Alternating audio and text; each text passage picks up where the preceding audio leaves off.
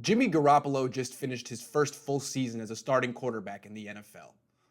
Let's break down his three biggest strengths at this point in his career: his play fakes, his quick release, and his ability to extend plays and throw off platform. All right, strength number one, the run fakes. You don't usually hear people talk about a quarterback's run fakes, but on a run first team like the 49ers, these run fakes are extremely important. They make the play action passing game work. And Garoppolo is arguably the best at these run fakes in the league. I mean, he really carries out a precise, convincing play action fake. I mean, look at him right here. He turns his entire back to the defense, extends his arm way out. If I didn't tell you what this play was going to be, you'd think it was a handoff. Look at the linebacker right here. He's got George Kittle coming up on him, but he's not thinking about Kittle running a route. He's looking at the running back because this play fake is so convincing. Still looking at the running back. Lets Kittle run right by him. And so it looks like a really easy throw to a wide open receiver. And it is, but it's a wide open throw because of this play fake, making this linebacker forget to cover this all-pro tight end. And now let's look at it from the end zone angle so you can see really see it from the linebacker's perspective. Not easy. That's what he sees. Here's Kittle coming right at him. What would you do?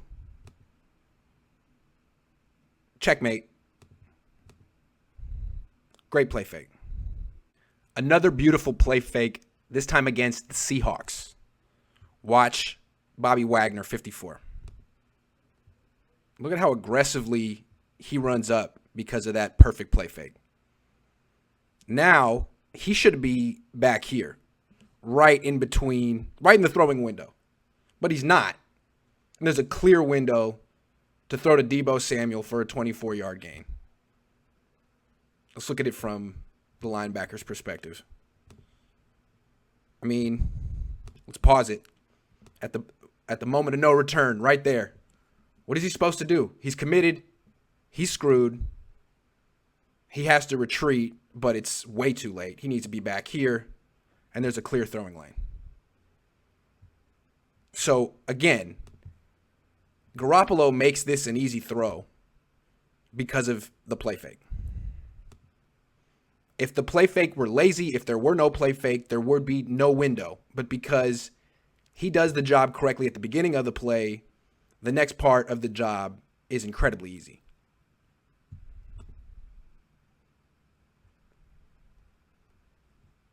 Final example, week 16 against the Rams.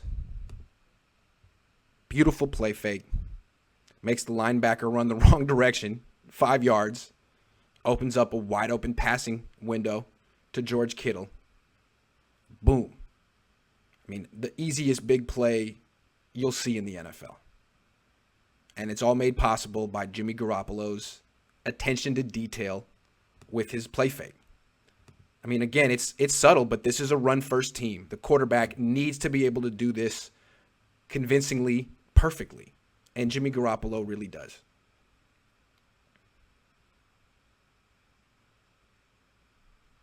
Next strength, the quick release. This is probably what most fans think about when they think of Jimmy Garoppolo, the Kurt Warner-esque quick release. And I think you appreciate it most in fast motion. Let's see it from the end zone. Just watch how, I mean, one more time and then I'll slow it down, but it's a whip real quick. Boom. Ball's out, perfect, touchdown. Leads the wide receiver across the middle. Let's see it in slow motion. Not many releases quicker than this in the NFL right now. Boom. Compact. Pretty. All right, second example of Garoppolo's quick release. This is going to be a touchdown pass to Kendrick Bourne. And you see it there in full speed. Let's watch it in slow motion. What I want you to notice, Garoppolo, this is zone defense. He needs to fit the ball in before this linebacker gets over there. It's a small window. If he telegraphs the pass If he doesn't have a quick release, if he doesn't throw it hard enough, it's getting knocked down or intercepted. He's thrown into double coverage. But the quickness of his release makes that a one-on-one throw. Let's look at it from the end zone. Watch his head. So he's looking middle of the field, looking middle, looking right. Now comes back to a second option. That's key. He doesn't go to Kendrick Bourne right away, and then the ball's out extremely fast. So let's watch it in full speed. Looks middle, sees Kendrick Bourne, boom, out, touchdown. Last example of the quick release, this was the playoffs. This was his touchdown pass against the Vikings. On the 3-yard line, so of course they're going to Kendrick Bourne. That's their red zone specialist. It's going to be a little RPO, so a little play fake to Tevin Coleman in the shotgun. Again, Garoppolo has the best play fakes.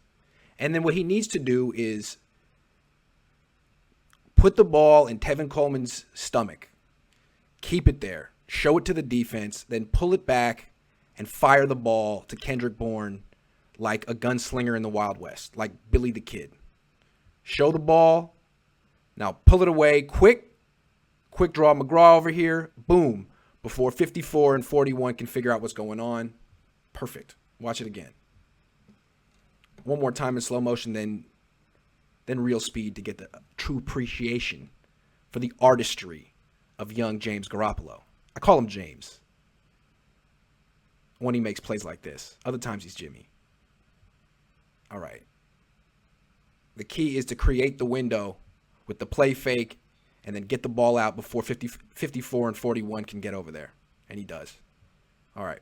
Full speed for young James. Boom. The final thing that makes Jimmy G is his ability to scramble around and throw the ball from weird body positions. And this helps him in the red zone. Helps him on third down too. But here we see him in the red zone against the Saints. He's trying to get the ball again to Kendrick Bourne, who wasn't open right away. So Jimmy Garoppolo isn't fast. He's not particularly mobile, but he is athletic. And he does have the mindset to extend the play. Don't throw it away. In that sense, he's nothing like Alex Smith. Keep the play alive. Don't throw it away. And throw it from a weird body position. You don't have to be set the way they teach you to throw in middle school, the way they teach you to throw in passing clinics. Just be an athlete. You know, make the play like Brandon Crawford fielding a ground ball to his left, scooping it up, flipping it to first base any way you can before the runner gets there. That's what it looks like. Moving to his left, throwing the ball really against his body. Perfect throw, touchdown. One more time. Full speed. Throw of the year for Jimmy Garoppolo, young James. Here's another off-platform throw from James Garoppolo. In the red zone, this is week 16 against the Rams. Nothing open initially. Garoppolo runs out to the right like he's Joe Montana. Finds George Kittle like he's Dwight Clark. Touchdown. Let's watch in slow motion from the end zone. No one's open initially. He's not looking to throw the ball away. This is what I think 49er fans like the most about him after watching Alex Smith for all those years. And even Colin Kaepernick. Alex Smith would run. He would throw the ball away. Kaepernick would run. Jimmy really wants to extend the play and make the throw. And when he does, I mean, look at this beautiful. It's like Brandon Crawford. It's like Derek Jeter. Clearly a multi-sport athlete. Extremely coordinated. Great footwork. Great balance. I mean, a 10-yard throw, it's not the most difficult throw of all time, but he's moving. It's pretty. It's picture perfect. All right, final example of Jimmy Garoppolo throwing off platform. Not setting his feet, not throwing the way they taught him in clinics. Just being an athlete, throwing on instinct. Total natural ability. Got to be able to do this in Shanahan's offense. Roll out, hit the fullback while moving, in stride, perfect pass. Gives Juszczyk a chance to break the tackle, score a touchdown. Great effort by Juszczyk, but great pass by Garoppolo. Again, let's stop him right. Hold on. There we go. Just watch his body control. It's pretty. When he's on, what he does is pretty. And that was pretty in the Super Bowl. We've identified Garoppolo's biggest strengths. Now let's examine his biggest weaknesses. Arm strength, decision making, and a tendency to lock onto receivers. First weakness is the arm strength. He has a quick release, he's accurate, but he does not have a particularly strong arm, and you see that when he throws deep because he usually misses short. He usually underthrows the receiver, and that's what happens here. Notice Deebo Samuel has a step on the cornerback. It's 3rd and 10 in overtime. The Niners went on to tie this game. That should have been 50-yard completion, but it wasn't. Let's look at it from the end zone angle. Garoppolo has a good pocket, time to throw, steps into the throw, but doesn't get a whole lot on it. Not a lot of hip torque. Just not a very violent motion. Real smooth and easy. And what he gets is an underthrown deep pass to a wide receiver who was open, almost intercepted by Shaquille Griffin. So this is an issue for a team, a run-first team, because next season, defenses are going to stack the box to take away the run. And when defenses do that, they're vulnerable to the big play action deep pass over the middle. I mean, they're vulnerable to the big touchdown deep. And Jimmy Garoppolo didn't hit really any of those last season because he underthrows them. Again, it's a long throw toward the sideline, the hypotenuse of a triangle, just doesn't get enough on it, underthrows it, almost intercepted. Another play where the arm strength was an issue. This was week 16 against the Rams, 3rd and 16, game's on the line. Deep throw to Emmanuel Sanders, wide open, should have been a touchdown, but it's underthrown. Sanders has to wait for it, and he catches it stumbling. Now, the Niners would go on to win this game, and it didn't hurt them against the Rams, but this is the same exact play they called with the game on the line in the Super Bowl, and Jimmy Garoppolo missed it. So it was foreshadowing. Now, what I want you to notice is where Sanders is when Garoppolo releases the ball. He's 20 yards down the field. Let's review. Let's rewind. Okay, they start at the 31. Garoppolo needs to let Sanders get 20 yards downfield before he launches the ball to give him a chance to get open and run by the secondary. Garoppolo does that. Watch. 5 yards, 10 yards, 15. He's waiting. He finally lets go of the ball. Now, Sanders is 20 yards downfield. Garoppolo puts everything he has behind it, and it's just not enough. Sanders has to wait for it. Should have been a touchdown. Again, that didn't hurt him in this game. It would just hurt him in the Super Bowl. So let's look at it from this angle just to see how much mustard Jimmy Garoppolo put on this pass. Got his whole body into it, threw it as hard as he possibly could, and it just hangs up there. Final example, this is the Super Bowl, 3rd and 10. This is the same play I just showed you from the Rams game. Same formation. Here's Sanders on the left, going to run a post route, supposed to be a touchdown. This is Shanahan's go-to play when he absolutely needs it. Only thing different about this play than the one I just showed you is when Garoppolo throws the ball. Remember I said he waited until Sanders was 20 yards down the field before he launched. Where does he wait? How long does he wait this time? Now he's launching. Sanders is here. That's 15, 16 yards. They started at the 50. He launched too soon. What does that mean? It means he's going to overthrow the receiver. He didn't wait long enough, didn't give the receiver long enough time to get downfield. This is the Alex Smith mistake. Smith used to do this all the time when he was the Niners quarterback. He didn't have a strong arm. He wasn't a good deep passer. So what he would do, he would launch early and overthrow the receiver. Fast guys like Vernon Davis. That way Smith could say, well, I put it out there. He needs to run under it. No, you need to wait long enough to give the receiver time to get it. You need to wait and launch at the proper time. When a quarterback launches early, it shows a lack of confidence in his arm. He's afraid to wait until the receiver's 20 yards downfield because he's afraid to underthrow him, especially with tight coverage here. Can't underthrow this receiver. You really got to put it out there. Can a quarterback improve his deep arm strength? Absolutely. Alex Smith did it in Kansas City. Takes practice. Just like an outfielder who throws long toss every day. You absolutely can strengthen your arm. It needs to be a point of emphasis. Because once you practice it every day, not only do you strengthen your arm, but you build confidence in it. And confidence is just as important as the physical strength. This was not a confident throw. Weakness number 2, decision making. I mean, sometimes Garoppolo will make some really, really tough throws that make you think, man, this guy has been in the league for 10 years. He's at the top of his craft. Then sometimes he'll make decisions that remind you that he's only been a full-time starter for 1 season. I showed you how good he is at extending plays and never giving up on them. But that's a double-edged sword. Here, that gets him in trouble. Let's bring it back real quick. He's got pressure right in his face. He needs to throw this ball away or take a sack. He needs to be Alex Smith right here.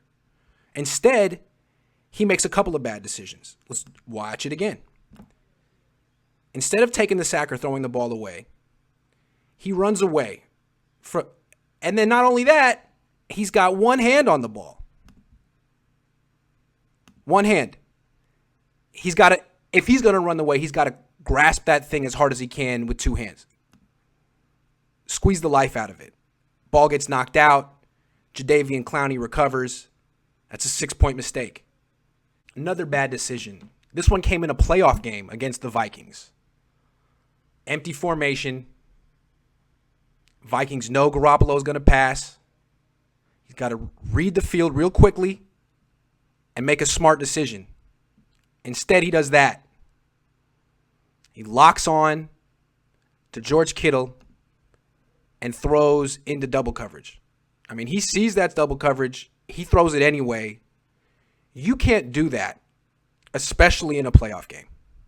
Especially when you have the best defense and the best running game in the NFC. And you're the only way the Niners can lose this game. You making bad decisions. You see this double coverage. You throw it anyway. I get that you trust George Kittle, but don't make him be a defensive back. Don't make him save your bacon. That's a bad decision in a playoff game. Final bad decision.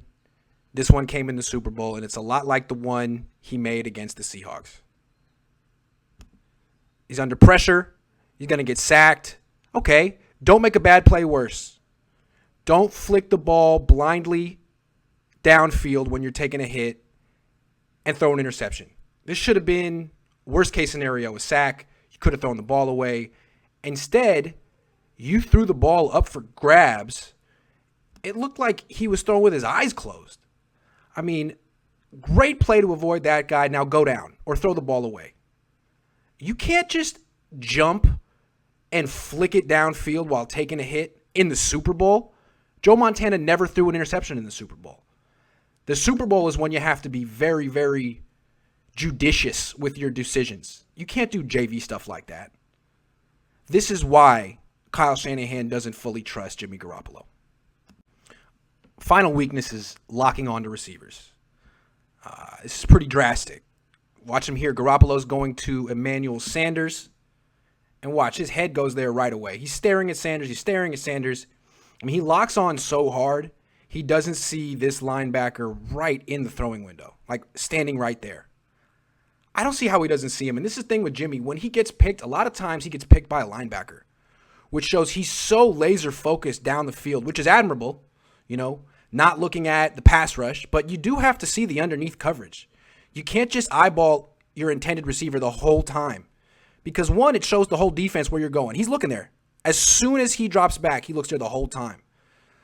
I mean, that's not a quarterback who's played the position very long. And he doesn't see the linebacker right there.